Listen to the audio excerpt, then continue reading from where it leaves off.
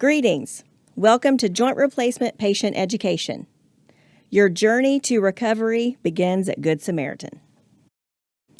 My name is Melinda Carey. I am the Clinical Pathway Coordinator for the Joint Replacement Program at Good Samaritan Hospital, and I'm going to be walking you through this education.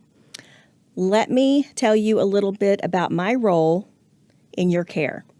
So I help coordinate scheduling for all of the total replacement patient education. I help verify all their appointments for medical testing. I am your liaison. So I will be coordinating your surgery visit. I will be also helping take care of you while you're up on the floor with us in the hospital.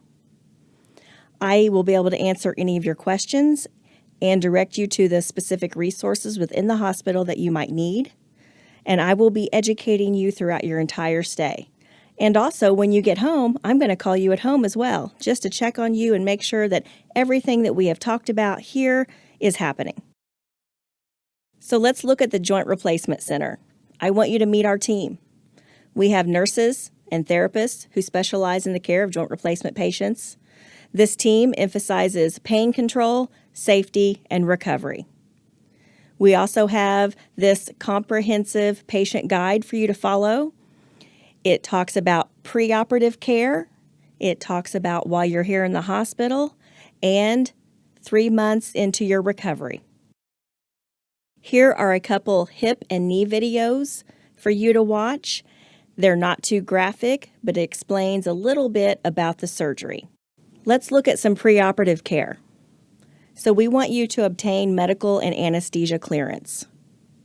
That entails a couple different things.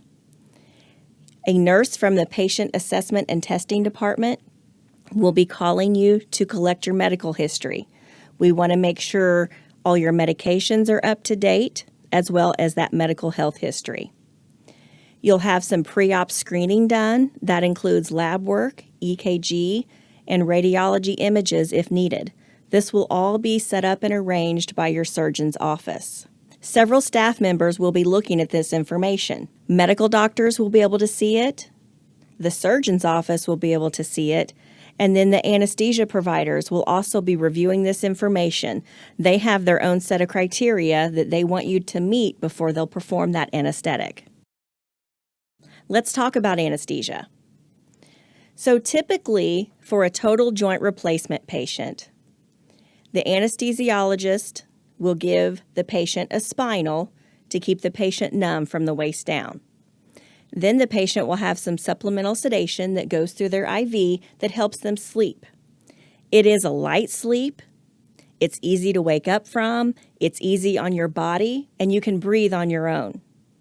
And the spinal is great. The benefits of having a spinal, otherwise known as regional anesthesia, is reduced risk of nausea and vomiting after surgery.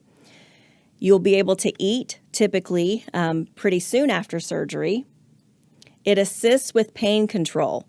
So when you're up in your room after surgery, that spinal is still working to help with that pain control. It wears off gradually. That way, the nurse taking care of you can pre-medicate you before the spinal wears off completely. Let's discuss preparing your home for return from the hospital. Home safety is a big part of total joint replacement. You need to think about things like throw rugs. They need to be off the floor. You need to think about clear pathways. What about the width of a walker? You need to make sure you can get that walker into all those important rooms of the house, the bedroom, the bathroom, the kitchen. Occupational therapy will assess for additional equipment needs. Physical therapy wants to know exactly what your house is like. They want to know how many stairs do you have? Do you have a handrail on one side or both? What's your bathroom set up like? What side of the bed do you get in and out of? Who will be there to help you? We typically call this person a coach. After total joint replacement surgery, the main thing that we are working on here in the hospital is safety and pain control. So if you have these things already in place before you come in, it will make your recovery much easier. Protecting the incision area is a major component to having a successful scheduled surgery. When it gets close to surgery time, so I'm talking about that 10-day window, I want you to be really cautious of your surgical area. If you're a knee replacement, you'll look at the knee picture. The hip replacement, you'll see the area in black. Those are the areas that I would want you to really protect and watch. I want you to look at that area every day.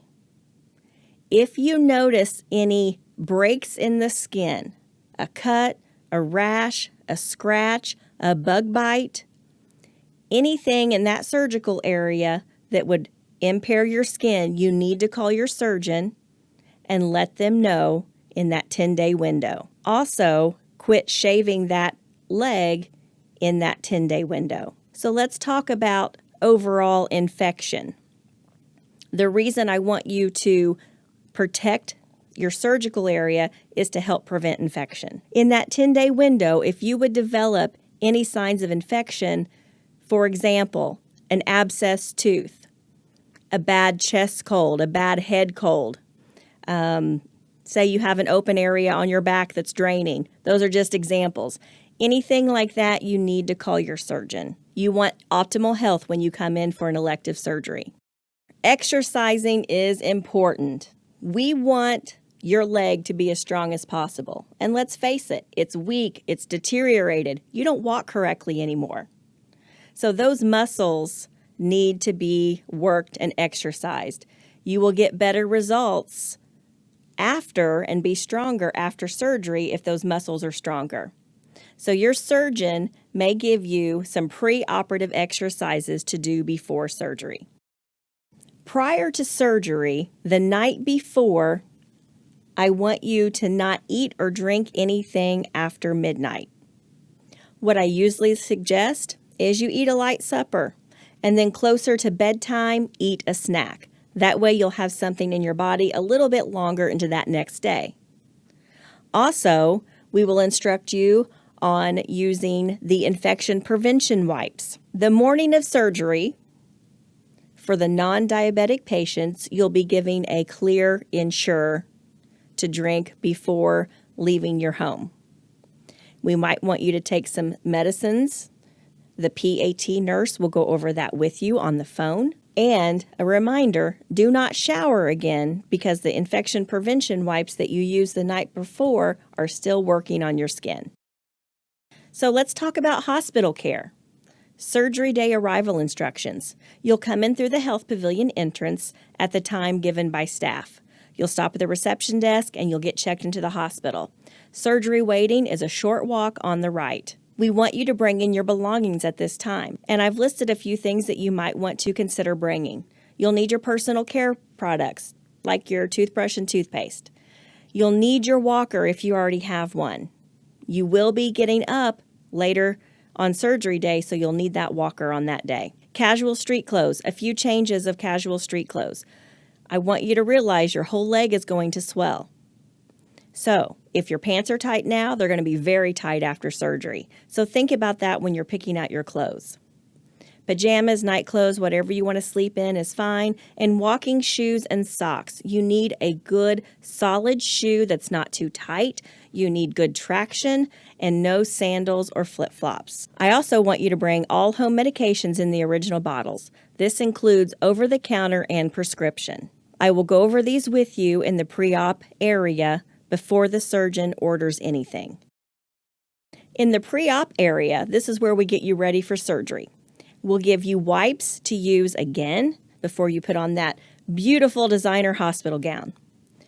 We'll get your vital signs and we'll start an IV. Consent forms will be signed, and the surgeon will come in and confirm the correct surgical site by marking their initials on your leg.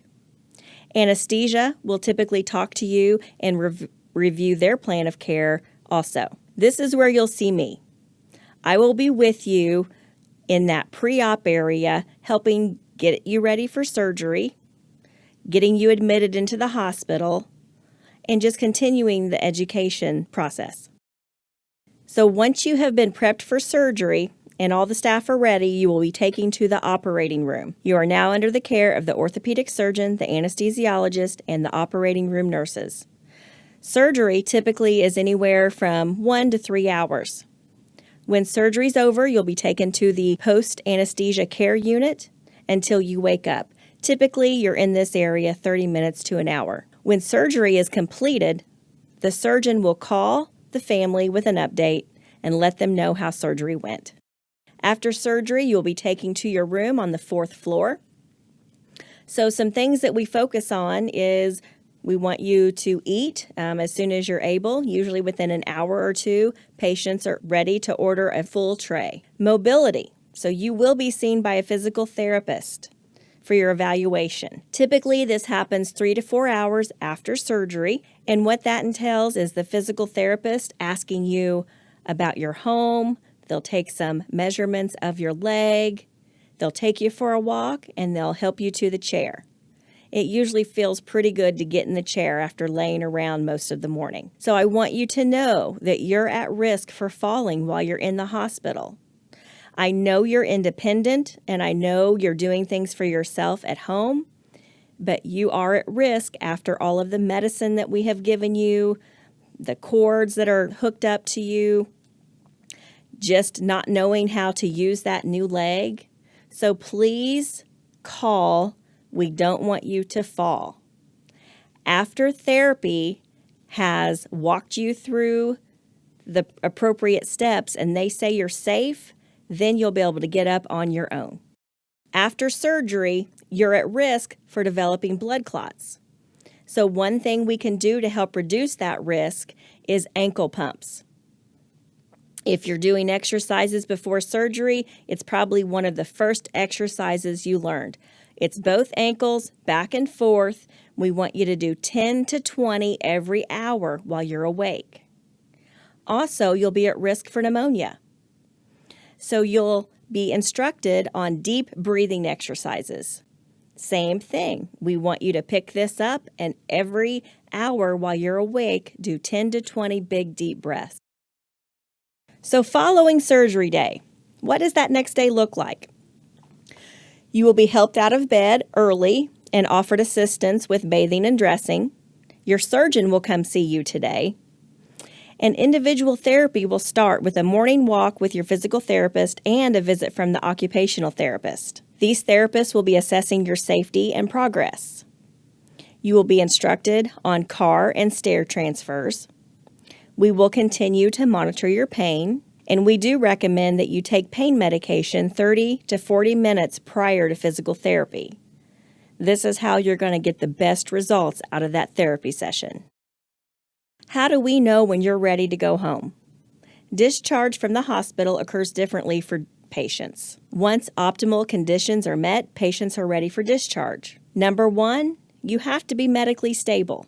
And you came in here medically stable, so that typically doesn't change. You have to have pain control with oral pain medicine. Therapy has to say, yes, I think this patient is safe. And then your surgeon has to be happy with your progress. The majority of our patients are ready to be discharged after a one-night stay. After you leave the hospital, most of our patients will do some type of formal physical therapy. Most patients choose to do outpatient physical therapy. However, you have to have a ride to get there. You can't drive right after surgery. So, most patients will benefit from that outpatient physical therapy if they have a ride. If you don't have a ride, we can always arrange home health care. They can come into your home and do the physical therapy with you. Hospital care, pain management. After total joint replacement surgery, you are expected to have pain. Our job as healthcare providers are to help you to have pain control. That doesn't necessarily mean pain-free. We encourage you to take pain medicine on a routine basis, especially before physical therapy or activity. We tell you not to wait till the pain is terrible and then take something. It's better to stay on top of that pain because you know it's going to hurt in this acute time while you're in the hospital and for the few weeks after. So don't wait until it's terrible. It's much harder to control severe pain. Also, pain medicine can make you nauseated. That is just a side effect of that medicine. So to help prevent that, we want you to take pain medicine with food. Following total joint replacement surgery, you will be at risk for a blood clot. We do several different things to help prevent that risk. Ankle pumps, activity, compression devices, and prescribed blood thinners can all help reduce this risk. Once we know what the surgeon orders for you, we will give you more education on this. Postoperative care. The medical staff caring for you will give you lots of discharge information about how to take care of yourself at home. We want you to recognize and prevent potential complications. We want to go over your exercises and goals. We will give you activity guidelines divided into weeks, up to 12 weeks after surgery. You're only here for a couple days, but our education plan will get you up to 3 months after surgery. Thank you for listening, and if you have any questions, please contact your surgeon's office.